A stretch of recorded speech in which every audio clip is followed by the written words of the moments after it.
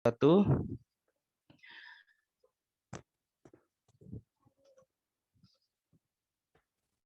Tes kedengaran ya.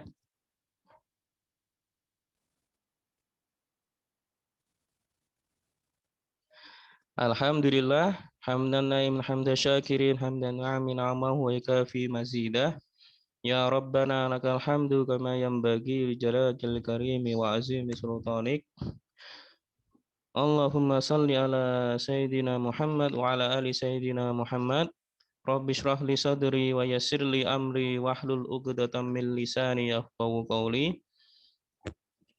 Subhanaka la ilma lana illa ma 'allamtana innaka antal alimul hakim. Amma ba'du. Alhamdulillah. Pertama-tama marilah kita panjatkan rasa syukur kita atas kehadirat Allah Subhanahu wa taala yang mana dengannya kita dapat melanjutkan materi pada hari ini. Dan yang kedua, salatan wa salaman daimaini mutalazimaini kepada habibina wa syafi'ina wa sayyidina Muhammad sallallahu alaihi wasallam yang telah membawa kita dari zaman kegelapan kepada zaman yang terang benderang seperti kehidupan kita saat ini. Alhamdulillah kita akan memasuki Ramadan yang terakhir, sepertiga terakhir, yang mana kita harus lebih menguatkan ibadah kita karena kita akan meninggalkan bulan yang penuh rahmat, bulan yang penuh maghfirah, yang penuh ampunan, yang mana kita mungkin tidak akan menemunya, entah tahun depan kita akan menemunya lagi atau tidak, kita tidak tahu. Oleh karena itu di akhir Ramadan ini marilah kita lebih menambah ibadah kita, lebih menambah iman kita, lebih menambah takwa kita, agar kita dapat melewati Ramadan ini dengan hamba yang bersih dari dosa, entah itu dosa kecil dan dosa yang besar. Baiklah, kita akan melanjutkan fikih zakat kita yang kemarin karena belum habis pembahasannya. Kita tambah dikit, tapi sebelum kita menambahkan sedikit tentang zakat, tentang fikih zakat ini, kita mungkin akan mengulang sedikit supaya ilmu kita sedikit-sedikit tidak apa-apa, yang penting ilmu kita masuk meskipun sedikit ya. Yang lalu kita telah mau belajar tentang definisi zakat. Apa itu definisi zakat? Setelah itu apa itu rukun-rukun zakat? Apa itu hukuman dan ancaman bagi yang enggan mengeluarkan zakat? Setelah itu kita sudah belajar syarat wajib dan syarat sah zakat. Setelah itu yang terpenting dari bagian zakat mal ini adalah zakat harta apa saja yang wajib dizakatkan. Berarti yang pertama zakat hewan yang digembalakan. Nah, seperti kita ketahui zakat hewan ada 3 jenis, yaitu zakat sapi, kambing, dan zakat unta. Zakat sapi nisabnya berapa? Zakat sapi nisabnya 30 ekor ke atas. Kalau zakat kambing 40 ekor ke atas. Kalau zakat unta 5 ekor ke atas beserta perinciannya. Yang kedua adalah yang kita ketahui zakat emas dan perak atau logam. Zakat emas berapa yang kita ketahui kemarin? Zakat emas yaitu zakat emas 85 gram. Nisabnya harus mencapai haul, yaitu setahun. Dan berapa kadar yang dikeluarkan? 2,5%. Begitu juga perak. Perak nisabnya berapa? Sebagian besar ulama fuqaha berpendapat bahwa zakat perak nisabnya adalah 200 dirham. Mungkin kalau kita kesulitan menghitung berapa itu 200 dirham, ulama kontemporer menyamakannya, yaitu zakat perak beratnya 595 595 gram. Berapa kadar yang dikeluarkan? Kadarnya yaitu 2,5%. Habis itu apa permasalahan di dalamnya kalau zakat emas dan perak? Kalau kedua benda tersebut dipakai, kita pakai, otomatis tidak perlu dikeluarkan zakatnya. Akan tetapi kalau misalkan emas dan perak tersebut disimpan, baik itu disimpan di rumah atau disimpan di bank, otomatis harus dikeluarkan zakat malnya. Begitu juga yang zakat emas dan perak ini para ulama menggabungkannya dengan zakat uang kertas. Jadi kalau misalkan kita mempunyai uang saat ini nilainya 100 juta, otomatis sudah melampaui nisabnya emas yang 85 gram. Otomatis uang simpanan kita itu harus dikeluarkan zakatnya. Itu pendapat mayoritas ulama. Setelah kita mengetahui bentuk harta zakat yang kedua, yaitu emas dan perak, kita harus juga mengetahui zakat harta yang wajib dikeluarkan ketiga, yaitu zakat barang tambang dan peninggalan kuno atau zakat rikas. Zakat barang tambang, apa aja barang tambang yang wajib keluarkan zakatnya? Otomatis zakat barang tambang yang memiliki nilai-nilai ekonomi, misalkan minyak, kita mempunyai tambang minyak misalkan, otomatis kalau udah tambang minyak atau batu bara ini sudah masuk ke dalam, nggak mungkin kita mempunyai tambang habis itu di situ kadarnya sedikit kan, otomatis melebihi kadar emas dan perak. Otomatis nisabnya diserupakan dengan emas yaitu 85 gram. Kalau kita mempunyai barang tambang misalkan minyak di situ kadarnya lebih dari senilai dengan 85 gram emas, otomatis harus dikeluarkan zakatnya. Berapa zakatnya besarnya? Zakat barang tambang 2,5%. Sedangkan yang temannya zakat barang tambang yaitu zakat barang temuan atau peninggalan kuno atau dalam bahasa Arabnya rikas. Misalkan kita di rumah kita, rumah orang tua kita setelah kita gali, ternyata di dalamnya kita menemukan peninggalan kuno semisal uang logam, habis itu entah peninggalan Majapahit zaman dulu kan, misalkan kendi terbuat dari emas, habis itu di situ ada panci atau ada wajan, penilaian kurang terbuat dari emas, otomatis harus dikeluarkan zakatnya dari barang yang kita temukan karena termasuk zakat mal peninggalan kuno. Para ulama, mayoritas ulama menyepakati berapa kalau nisabnya sebagaimana nisab emas, kadarnya 85 gram. Misalkan kita kira-kira misalkan 85 gram itu saat ini misalkan 85 juta. Kita menemukan di dalamnya kalau dijual seharga 85 juta ke atas, otomatis dikeluarkan zakatnya. Berapa kadar yang harus dikeluarkan zakatnya? Kalau zakat rikas ini mayoritas ulama bersepakat dikeluarkan zakatnya 1/5 atau 20% dari harga barang temuan tersebut. Misalkan 20% dari nilai barang peninggalan kuno tersebut. Dengan syarat otomatis haulnya antara 3 harta yang wajib dikeluarkan zakat ini adalah haulnya 1 tahun. Otomatis kalau kita sudah misalkan menemukan barang peninggalan kuno sudah kita infokan ke masyarakat luas dan tidak ada yang mengaku bahwa barang itu adalah miliknya selama setahun atau sudah melewati haul. Di sini haulnya mayoritas ulama bersepakat adalah haul penanggalan komariah, maka harus dikeluarkan zakatnya sebesar 20% atau 1/5 dari nilainya. Setelah kita mengetahui harta yang wajib dikeluarkan yang bentuk ketiga ini, kita harus mengeluarkan bentuk yang keempat yaitu barang dagangan. Nah, kemarin barang dagangan Gimana cara menghitungnya?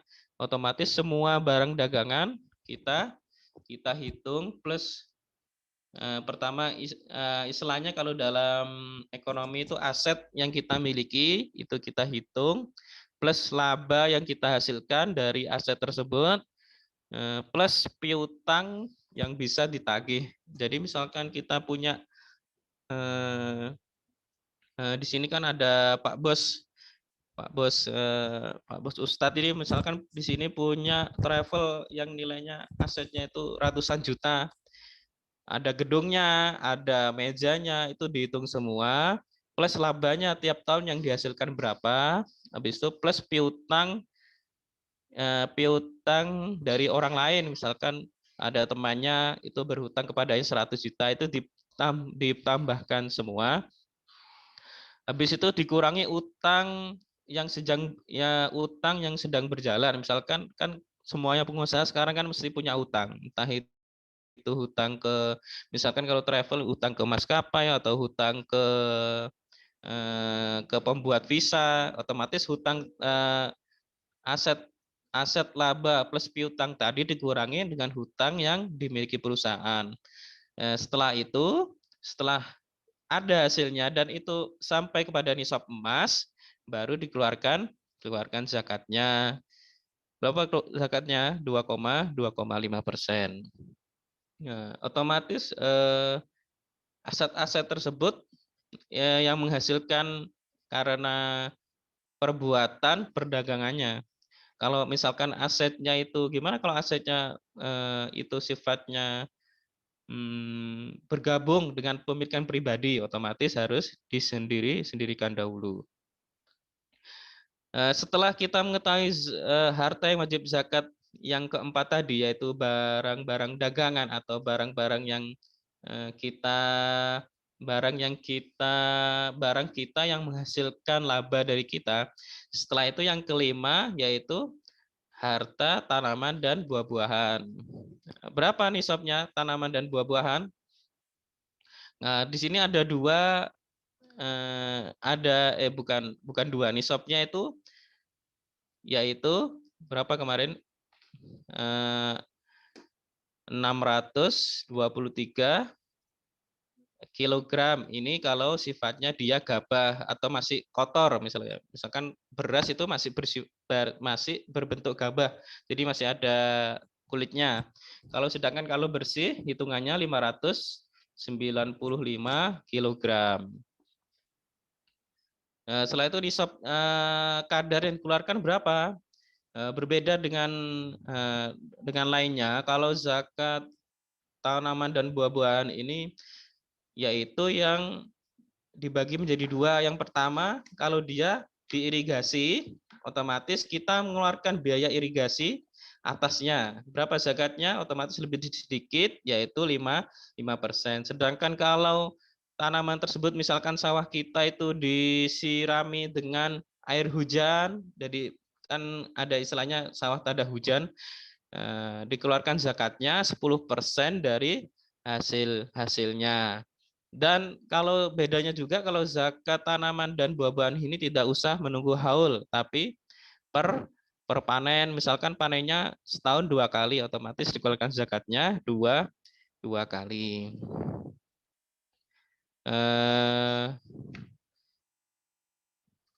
Dan zakat-zakat harta yang lainnya, misalkan saat ini mungkin kalau zaman Rasulullah dan sahabat dulu belum ada zakat, misalkan zakat saham.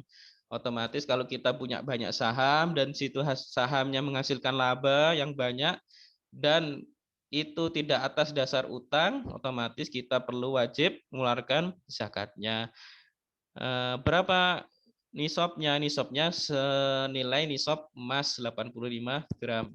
Berarti misalkan kita tadi 85 gram, kita misalkan 85 juta.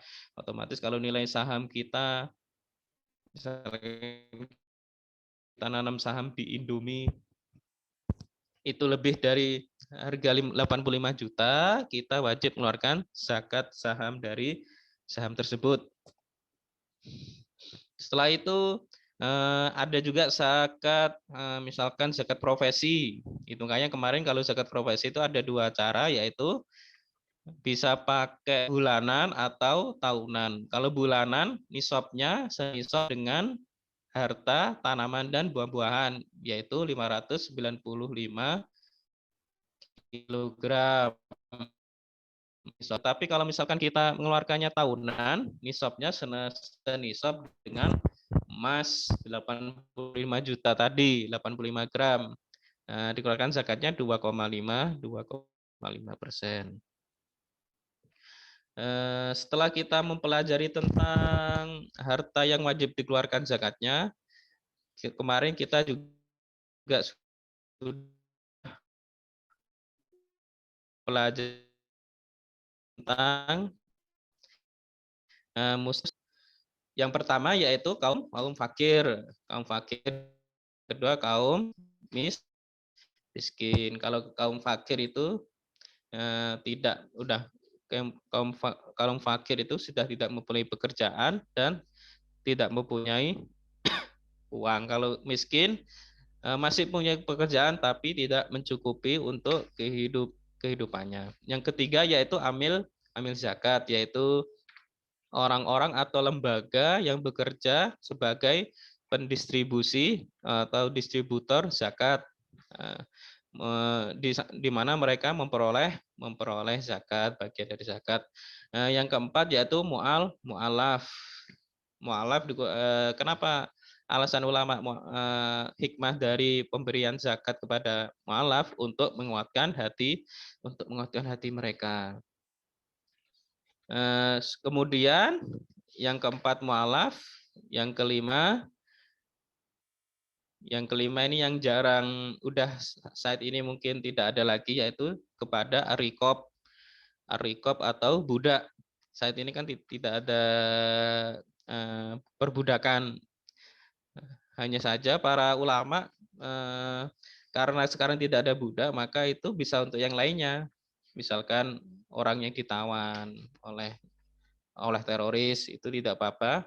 Itu tidak apa-apa ditebus dengan harta zakat. Setelah ar-riqab, yaitu yang keenam, gorim. Gorim itu apa? Orang yang mempunyai hutang dan tidak bisa membayarnya. Jadi kalau misalkan kita ada orang yang hutangnya banyak, bahkan membuat dia miskin, otomatis tidak apa-apa zakat dikeluarkan untuk dia. Misalkan kalau sekarang mungkin kita umpamakan orang rumahnya kebakaran, bisa zakat disalurkan kepada mereka.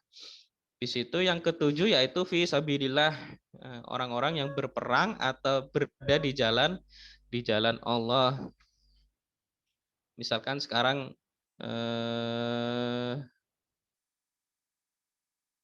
menuntut ilmu, apakah termasuk fi sabilillah? Bisa. Sebagian ulama membolehkan untuk mengeluarkan zakat untuk penuntut ilmu. Dan bagiannya yang terakhir, yang kedelapan, yaitu Ibnu Sabil. Orang yang sedang dalam perjalanan, tidak mempunyai bekalnya habis, maka dia tidak apa-apa untuk mendapatkan harta zakat. Mungkin ada syarat-syaratnya di dalamnya, misalkan perjalanannya bukan untuk perbuatan maksiat. Setelah kita mempelajari tentang harta yang wajib dizakatkan, habis itu para mustahik zakat, di sini terdapat banyak permasalahan di samping itu. Misalkan zakat pada orang kaya. Gimana hukumnya zakat pada orang kaya? Misalkan apa? Misalkan ada salah satu asnaf dari mustahik zakat tadi kan ada amil zakat. Ternyata amil zakatnya orang kaya. Apakah kita tidak apa-apa mengeluarkan zakatnya untuk ambil tersebut? Sebagaimana amil tersebut itu ternyata orang kaya. Sebagian ulama mengatakan bahwa tidak memperbolehkan mengeluarkan zakat meskipun amil tersebut orang kaya. Akan tetapi lebih baiknya, misalkan kalau para amil itu orang kaya, otomatis bagian dari amil amil zakat tersebut bisa didistribusikan untuk asnaf yang lainnya, misalkan lebih prioritas kepada fakir miskin, atau misalkan karena situasi perang negara tersebut dalam situasi perang, misalkan zakat tersebut dialokasikan lebih banyak kepada perbudakan tadi yang misalkan untuk membebaskan tawanan muslim. Tidak apa-apa. Misal habis itu yang permasalahan kedua adalah gimana kalau orang tersebut misalkan orang tersebut masih kuat dan sehat untuk bekerja. Apakah tidak apa-apa zakat dikasihkan kepada dia? Tidak apa-apa dikasihkan kepada orang yang kuat dan mampu bekerja asal pemasukan dia untuk keluarganya itu tidak mencukupi. Kalau terus habis itu ada permasalahan lagi, gimana kalau pengangguran? Apakah kita tidak apa-apa memberikan zakat itu untuk kaum pengangguran? Sebagian ulama mengatakan tidak apa-apa membolehkan zakat untuk kaum pengangguran sampai dia memiliki pekerjaan yang layak untuk dikerjakan. Misalkan pengangguran tersebut emang miskin, hartanya kurang, itu tidak apa-apa. Untuk membolehkan, sebagian ulama membolehkan zakat diberikan kepada kaum orang pengangguran. Habis itu ada lagi permasalahan gimana kalau zakat itu diberikan kepada kaum yang non muslim. Di sini permasalahannya misalkan kita pernah mengetahui zaman Umar, habis itu zaman Umar bin Abdul Aziz ya. Di situ kan negara sudah kaya, para penduduknya sudah tidak memerlukan harta zakat karena semuanya sudah pada kaya. Nah, habis itu apakah boleh misalkan zakat itu dikeluarkan untuk kaum kafir yang misalkan kaum kafir murtad yang hartanya sedikit, mungkin disebut mereka itu miskin, kaum misalkan orang Cina tapi miskin kan di Indonesia. Apakah boleh? Mayoritas mayoritas ulama pendapat mazhab memberi pendapat bahwa tidak boleh memberikan zakat untuk orang-orang selain muslim. Situ kalau mereka juga mensyaratkan lagi tidak apa-apa memberinya asal dia mau masuk Islam atau dia mualaf. Jadi mualaf otomatis dia mendapatkan harta zakat. Habis itu di situ ada permasalahan gimana kalau bentuknya kafarot? Kafarot kan bentuknya ada yang atau dam kafarot itu gimana? Apa tidak apa-apa?